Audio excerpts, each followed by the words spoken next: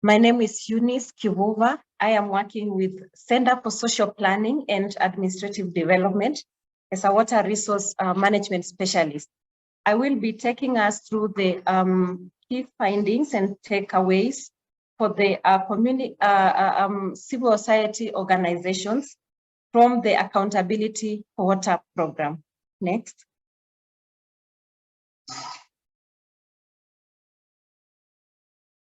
And so from the Accountability for Water program, the key takeaways and findings that are linked to the civil society organizations, we clustered these into three.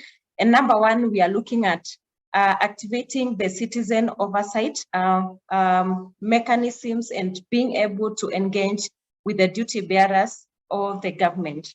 Number two, building the capacity and empowering the organized citizen groups, which are actually basically the marginalized groups that have been left behind in water, sanitation, hygiene, and water resource management sector. And number three, looking at building on what has worked. And so the best practices that has worked with regards to ensuring that we have accountability in the sector, document that, sensitize and replicate in different regions. And so the findings and the change process that we are recommending for the civil society organizations to take and implement are linked to our analytical framework that speaks to vertical and horizontal accountability, whereby we have the duty bearers being mobilized, organized, and capacitated to provide oversight to the duty bearers through conducting transformative civic engagement with the duty bearers to ensure that we have coordinated enforcement of the existing policies. We have coordinated and joint planning of the WASH and WRM interventions in terms of the planning, implementation, and also monitoring of these projects. And so horizontal accountability, vertical accountability being conducted both at the devolved level, the county levels, or the grassroots levels, to the regional and even at the national level. So as we move to the next slides, we will be basing our takeaways and findings on this analytical framework. Next.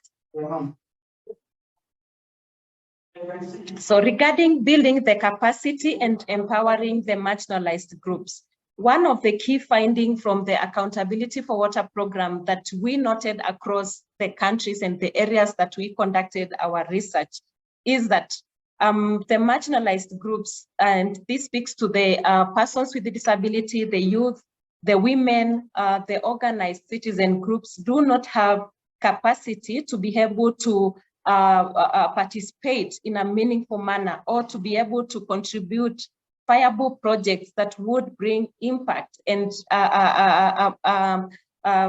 contribute to the realization to human rights to water. And so very important that these marginalized groups are empowered through the capacity building on accountability mechanisms, through the awareness creation on the existing laws and even the institutions that they can engage to be able to influence the management of the public resources, to be able to participate in the decision-making processes, and even to hold the duty bearers accountable. And so this, we call upon the civil society organizations across the region and in different countries to take up the challenge of empowering these citizen groups so that they can spearhead the process of holding the duty bearers accountable and being able to contribute viable projects or ideas in the WASH and WRM development agenda.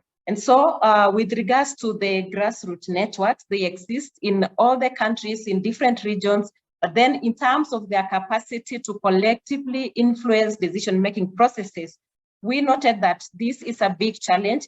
And so our call to the civil society organizations, the development partners, is to support this grassroots network, strengthen them in terms of the right avenues, the right institutions for them to be able to participate and hold the duty bearers accountable.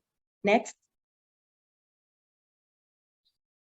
So linking to the participation ladder, and as earlier stated in our previous slide, that actually these marginalized groups, and especially women, youth, and persons that are differently abled, they actually participated. When you look at this participation ladder, most of them, they are at the lowest level, whereby they will just, they're allowed to join the meetings if it's public forums.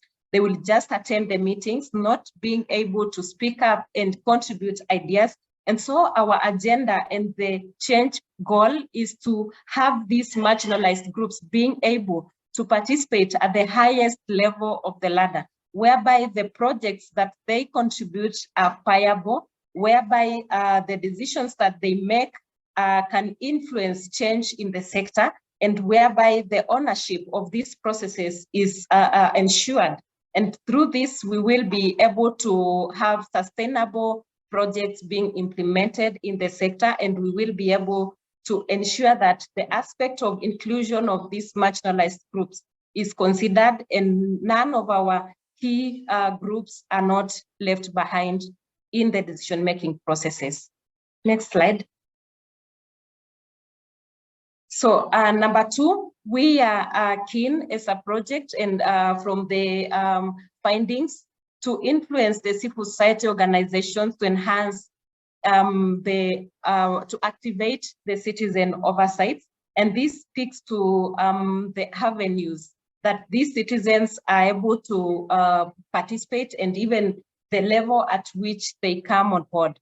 An example of Ethiopia, whereby they are implementing a project on social accountability, and the program has integrated citizen input throughout the cycle. To look at the illustration up here, we have right from the citizens being sensitized and mobilized to establish networks, and them getting involved in the assessment processes, them being able to engage with the duty bearers through the interface meetings and planning and formulation of the project, and being able to monitor the implementation of these projects. This links to the Kenyan system, whereby the budget process is actually clustered into 4 levels. And actually one of the key findings we noted is that the citizens or the marginalized groups are not participating fully, all in a meaningful manner in the 4 stages, right from the planning to approval stage, implementation and monitoring. And so this has really affected the sustainability of the sector in terms of the ownership of this project, and even in terms of the viability of the project. Because now when the decisions are being made, or the plans and even the implementation, when the citizens are not involved, then the aspect of sustainability is affected, and actually most of these projects collapse within 1 to 2 months because there's no ownership of this community. And so very important that the civil society organizations across the region to advocate for more legally institutionalized avenues of the citizen oversight, and even formalization of these coordination and participation forums.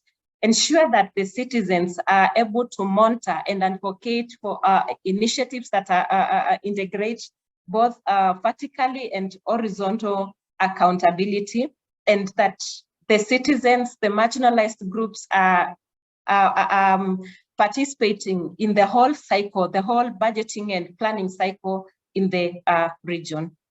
Next. So the final takeaway that is linked to our key findings is building on what has worked, that we have best practices, especially with regards to the social accountability in the sector in different regions.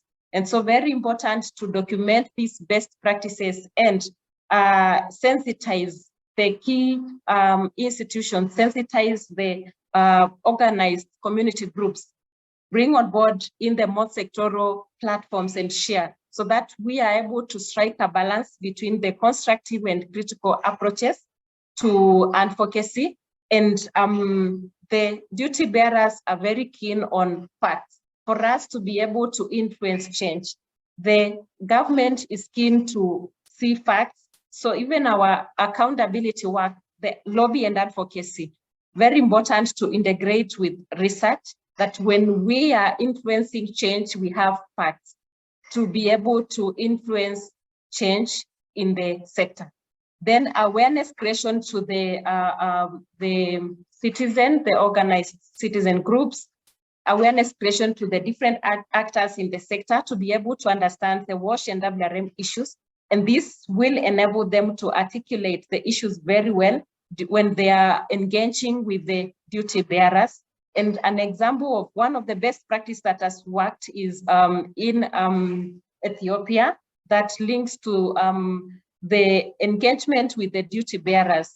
As you can see in the picture here, we have Waterhead Zambia team having an engagement and submission to the parliament. This speaks to the even the public participations in Kenya, whereby as we work on influencing the budget allocations to the sector, or even the management of the limited resources that are allocated to the sector.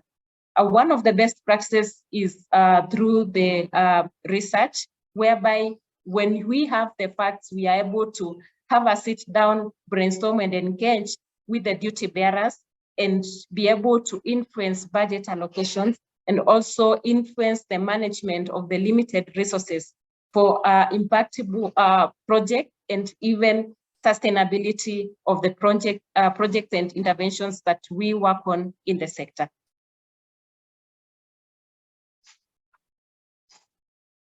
Next. Thank you so much. So that's the takeaway and findings that are linked to the civil society organization. Thank you. Back to you, Tim.